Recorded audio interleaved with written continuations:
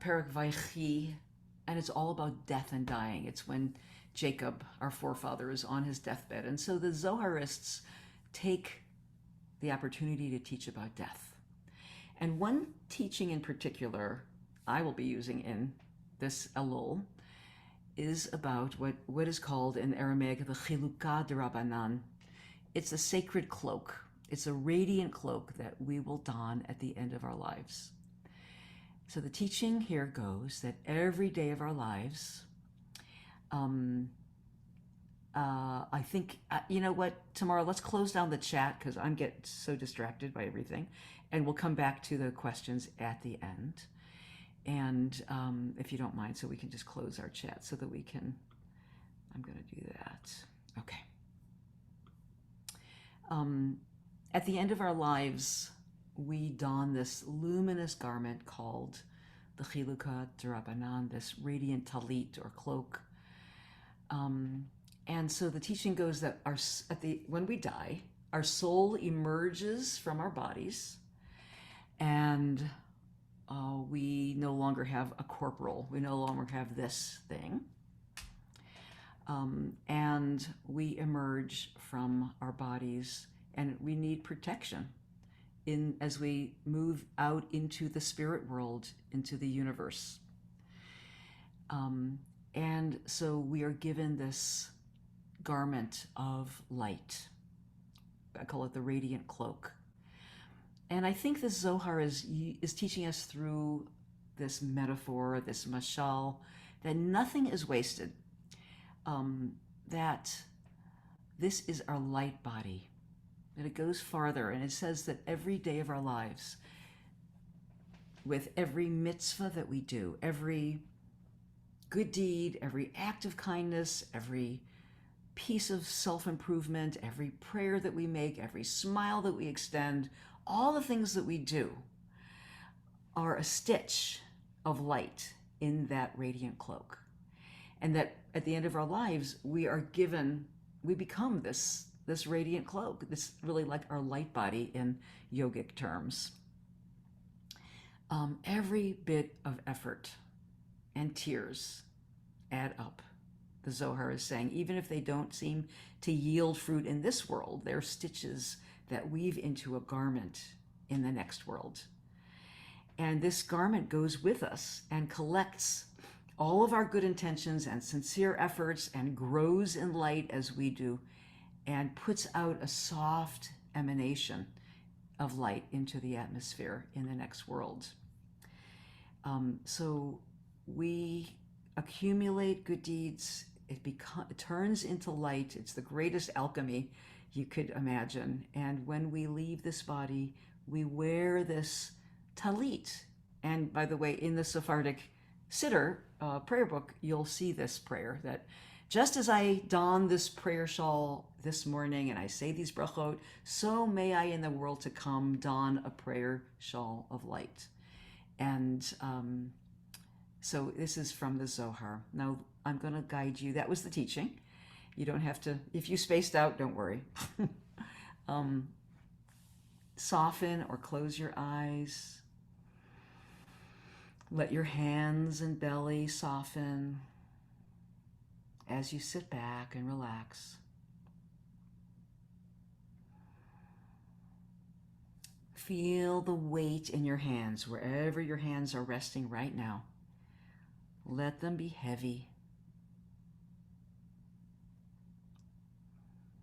Let them be relaxed. Let them rest.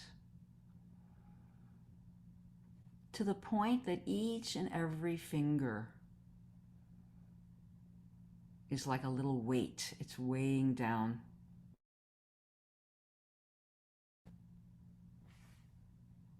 You could feel each and every finger weighted down, so heavy.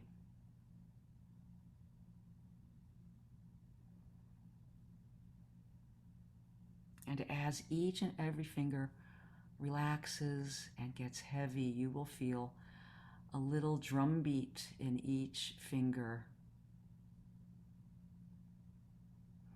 a little pulse that is your life force,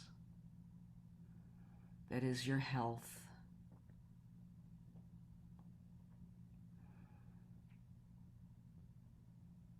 And you can let that life force and relaxation pass into your wrists and your lower arm and your upper arm and your shoulders. Let your whole shoulder girdle begin to relax. Your face, all the little muscles in your face are soft.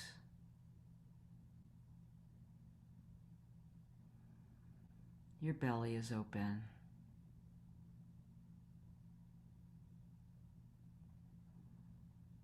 And your body continues to relax completely, but your mind stays alert now as you imagine that a beautiful gossamer sheath of light is wrapped around you.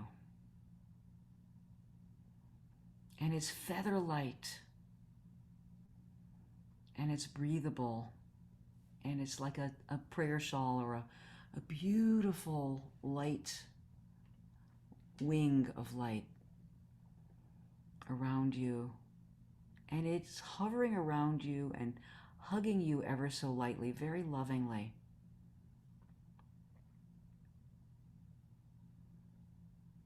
And you know that this is yours. You've been working on this garment for your whole life, and if there's a little voice right now that says, I don't have one, I never did a damn good thing in my life, well, just like turn the volume down on that voice which plays in all of us, and know that it's impossible. You've done many, many, many good things. Many acts of light and many sincere efforts have come from you. Now feel the goodness of this light as air garment of light.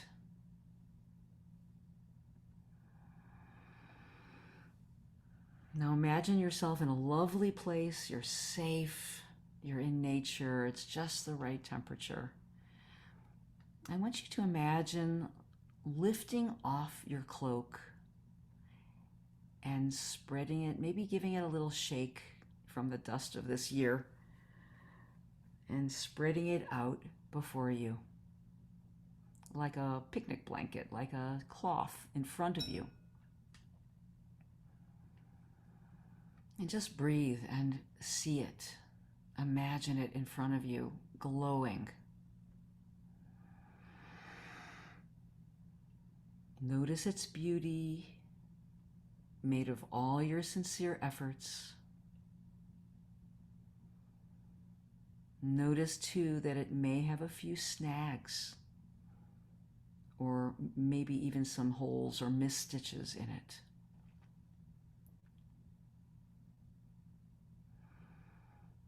I want you to look at the entire cloth, this cloak of light, and admire it with radical acceptance. Love this cloak. Love this cloak. This cloak is you. It's your life force put into action. It's all your efforts. It's all your deeds, all of your goodness. Love it. Accept it. And also notice where there are blemishes in it. What's missing? Where might there be excesses? Where might there be some holes?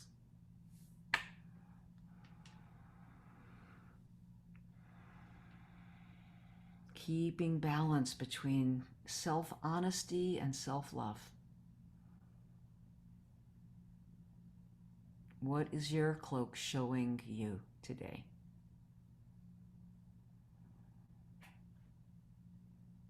Is there anything that you might want to fix or sew in your cloak in the season to come, the next 40 days?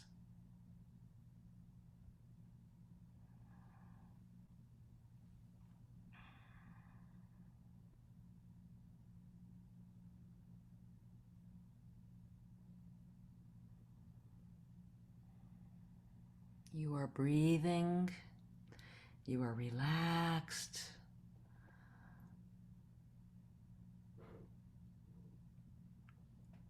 You can come back to this special place again and again in the recording if you would like, or in your notes. I want you to turn now to your journal if there's anything you must remember, you would like to remember.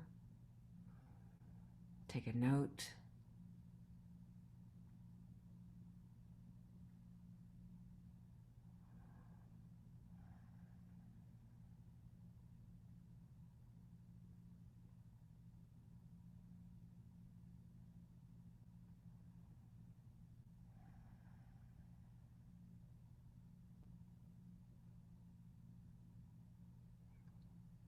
And then when you're ready, which you won't be, rub your hands together.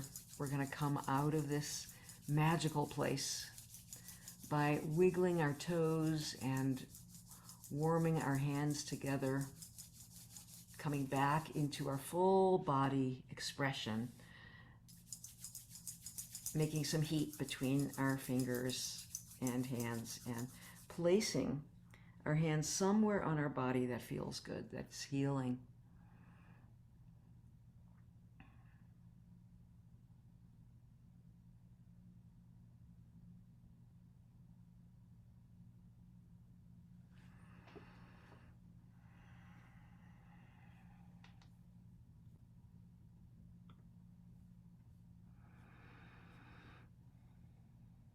I'm going to end with a little poem as you transition.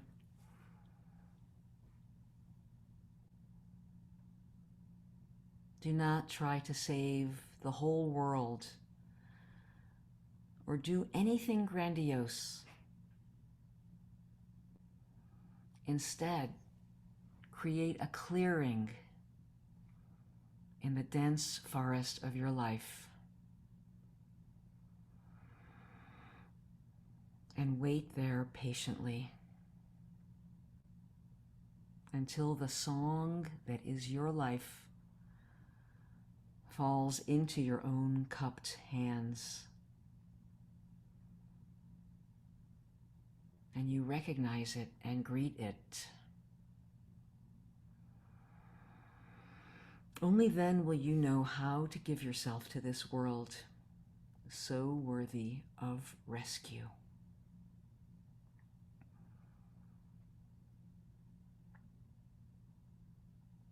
Do not try to save the whole world or do anything grandiose. Instead, create a clearing in the dense forest of your life and wait there patiently until the song that is your life falls into your own cupped hands and you recognize it and greet it. Only then will you know how to give yourself to this world so worthy of rescue. Martha Postal Waite.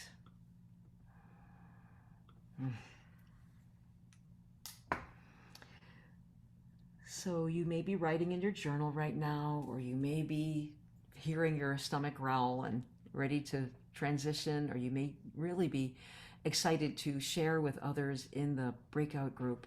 I want to say that this water, which has accrued all of our dross, for lack of a better word,